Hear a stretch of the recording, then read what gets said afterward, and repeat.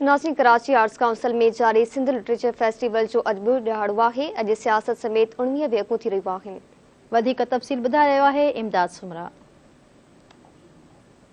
जी बिल्कुल नाज़रीन, अॼु सिंध अदबी मेले जो अॼु जेको आहे ॿियो ॾींहुं आहे। जॾहिं त हिन वक़्तु सिंध जे कुड़छ मां आवाम जेको आहे सो हिते पहुतल आहिनि। असांजो कैमरामैन शहज़ाद अली उहे मंज़र अव्हांखे ॾेखारियो जेकी हिन वक़्तु कराची जे मुख़्तलिफ़ इलाइक़नि तोड़े सिंध जे मुख़्तलिफ़ इलाइक़नि मां हिन वक़्तु आवाम पहुची चुकी आहे। जॾहिं त हिन सेशन अॼु ॿिए ॾींहुं सेशन में जेको आहे 19 सेशन जेके उहे रखियल। जॾहिं त पहिरियों सेशन जेको आहे उहो क़ौम परस्त सियासत हाल ऐं मुस्तक़बिल ज़िंदगी जी अधूरी कथा पाकिस्तान कल आज और कल। जॾहिं त काफ़ी अहिड़ा सेशन आहिनि जिन में ॿिया बि सेशन रखियल आहिनि। जॾहिं तव्हांखे इहो ॿुधाईंदा हलूं त हिन सेशन में जेको आहे हम भी तो हैं बराबरी सरासरी थी तंद विड़े तलवारनि सां सूबे क़ौमे और मीडिया ऐं जेको आहे सो राति 9 बजे म्यूज़िक जी वेहकियूं पिण रखियल आहिनि। जॾहिं त हिन वक़्तु कुझु देरि खां पोइ जेको आहे पहिरीं वेहक जेका आहे उहा जेको आहे शुरू थियण वारी आहे। जॾहिं त हिन आर्ट्स काउंसिल में जेको आहे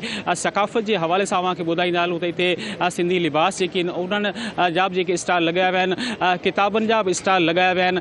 जॾहिं त हीअ अॼु जेको आहे ॿियो ॾींहुं जेको आहे हिन वक़्तु जेको आहे हीअ आर्ट्स काउंसिल सिंध अदब मेलो जेको आहे उहो पिण शुरू थी चुको आहे। आवाम हिते पहुची चुकी आहे ऐं हिन वक़्तु पहिरियों सेशन जेको आहे उहो पिण शुरू थियण वारो आहे। जी